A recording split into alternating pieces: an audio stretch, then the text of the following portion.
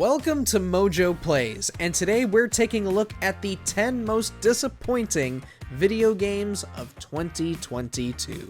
What's good, Ock? Paco, I need Juniper. What? Your Ratch, dummy, can she find me down here? Should. You got a musk? Then do it. For this list, we're not necessarily looking at games that were dreadful or downright awful, but the ones that didn't turn out as great as we were hoping. Which game killed your hype at launch? Let us know down in the comments. Before we begin, we publish new content all week long, so be sure to subscribe and ring the bell to get notified about our latest videos. Trek to Yomi.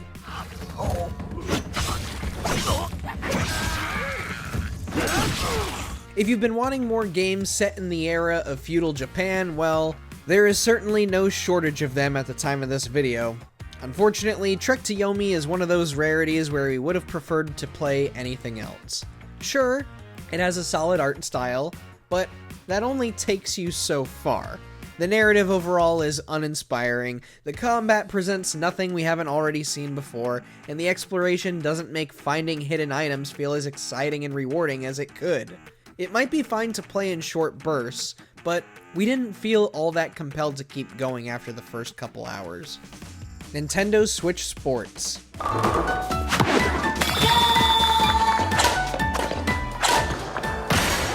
In the era of live service games, even Nintendo has been ensnared in the habit of launching half-baked games, and adding in a few extra goodies later on. Either that, or abandoning the games entirely. It seems to be a mixed bag.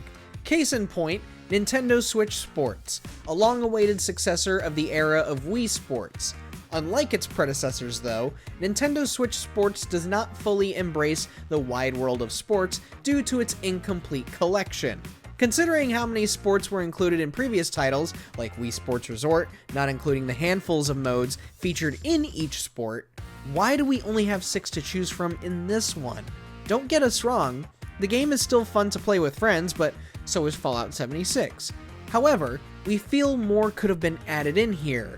If you still have a working Wii, well, there's really not much reason to play this over Wii Sports. There just isn't. Plus, golf wasn't at launch? We had to wait till holiday? What? Dying Light 2, Stay Human. You saw how your decisions influenced the narrative and notably changed the environment. This one really hurt to see, man. With February shaping up to be such a banger of a month for games, Dying Light 2 was set to shatter expectations with its refined controls and expansion on the first game's parkour and combat. Well, the only thing that it actually shattered was our hopes and dreams. Basically, developer Techland repeated the same mistakes it faced with the first Dying Light back when that launched in 2014. Yes, there was a fleshed out game, but it was difficult to see with all of the horrendous technical problems plaguing the AI, missions, and overall performance. At the time of this video, the game is still considered unsafe to play by various communities, and with the game being almost a year old at this point, that's just simply unacceptable. New Tales from the Borderlands. They end bloody too. Sometimes, all it takes to change the galaxy is a trio of losers trying to get through a bad day. When Gearbox announced it was continuing Tales from the Borderlands with their own team, there was much reason to be alarmed. Gearbox isn't exactly known for games outside of shooters and RPGs, let alone games with compelling stories, Borderlands 2 being their best and only their best outing, of course. Lo and behold, New Tales from the Borderlands is a cringe fest of quips and clumsy writing, lacking any of the emotional weight and stakes of the first game. Nothing feels thought out here, and the focus on laughs per minute makes the experience feel painful. It's like going through that recent Thor movie, Love and Thunder or whatever it was called. My god. Perhaps if you're a die-hard Borderlands fan, you'll enjoy this. Just don't expect the same level of quality as the original work from Telltale Games. Ghostwire Tokyo. なんだよこれ。気に入ったか持っていけ。こんなものどこで。職業柄まあいろいろつてがあってな。 While Tango Gameworks would find some success with the Evil Within games, it has yet to produce a blowout title to attach its name to. We had a feeling Ghostwire Tokyo would be the one, yet it delivered an experience that felt tired. We aren't even talking about the open world format either. Ghostwire Tokyo had some expert talent behind it, one key developer being the combat director of Doom 2016. Sadly, the combat here doesn't evolve past mindlessly firing at enemies until their cores are exposed. In fact, the combat feels way more focused on just general crowd control, if anything. To make things more monotonous, the game is just tainted with collectibles. The collectibles are everywhere, which makes it feel way more bloated than it should have been. It took me 40 to 50 hours for the Platinum Trophy. If you just cut that in half, this game probably would have been way better. But for now, you'll probably get a kick out of the story, but as far as completing the entire game, there are way more other titles that are respectful of your time. It's not worth it, man. The Quarry. Oh, it's my beer dar. Helps me dar for beers. How am I just noticing how super lame you are? What? Now, I'll admit, I jumped to the gun on this one, okay?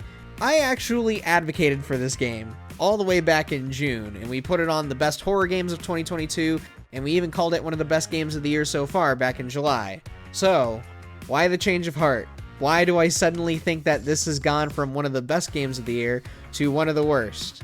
Well, it's funny. Fallout 76 is fun to play with friends. The Quarry, on the other hand, is an absolute miserable experience for everybody. The Quarry takes ages to get you to the horror, and it makes the story feel like a real slog to sit through. 3 to 4 hours in and barely any kind of horror happens. Come on, man, what is this? And the dialogue, on the other hand, holy crap, the dialogue. Who talks like this? Who was this written for?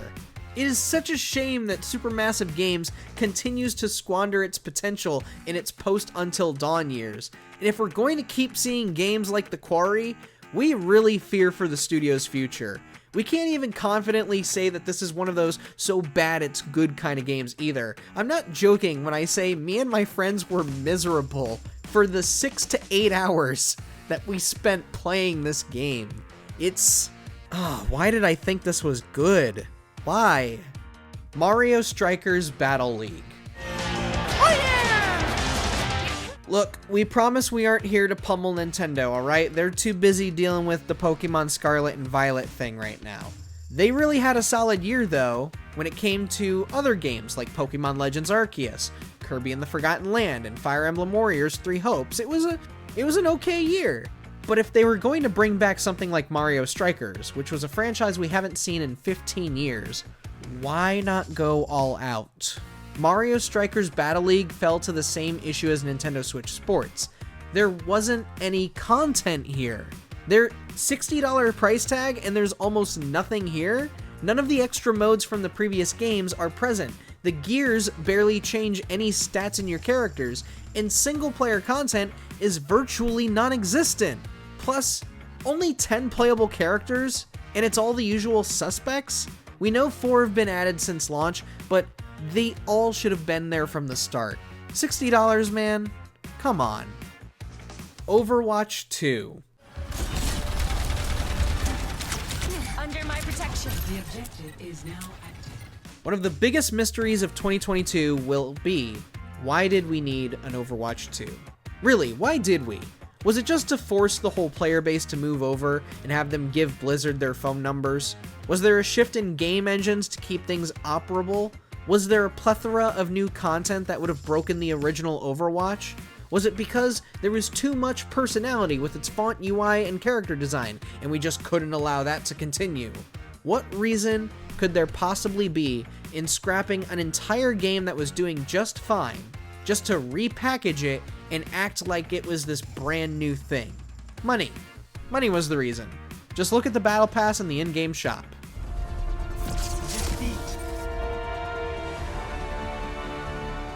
The Last of Us Part 1.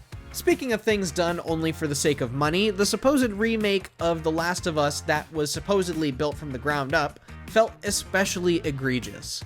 Sure, we can all sit and say, oh, but it was built from the ground up. Was it though?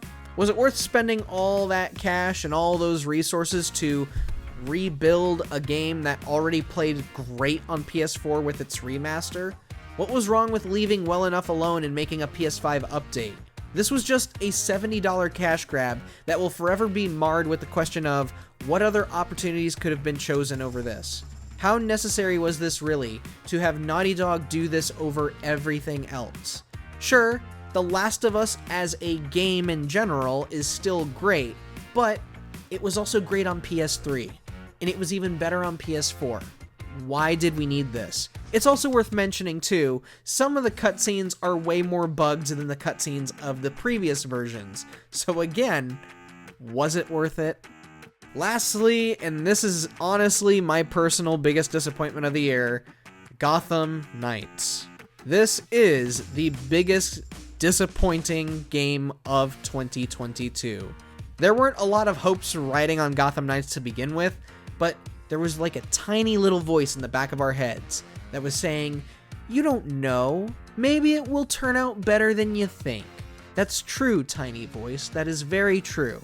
But it didn't. Even though it doesn't have the hundreds of ridiculous Riddler trophies like the Arkham games did, Gotham Knights is still bloated with needless collectibles in a world that feels so empty and barren and lifeless. Combat, on the other hand, it's okay.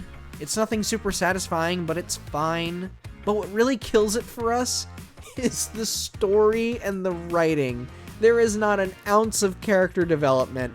None of the heroes seem to have a single clue what's going on and lack any competence in their own detective skills. It's like watching a group of people who aren't exactly friends, but they kind of know each other, do an escape room puzzle together. But it's like they all have such wildly different personalities. You got one guy who doesn't care, one guy who sort of cares, another who pretends to care, and one who's kind of into it but isn't too sure. That's what it feels like.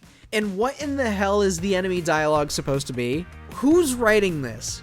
If there were two quotes to summarize Gotham Knights and how terrible this turned out, it's, I'm the professor of burning stuff, and die, fire alarm, die, die, die. $70, folks. Check out these other great clips from MojoPlays, and be sure to subscribe and ring the bell to get notified about our latest videos.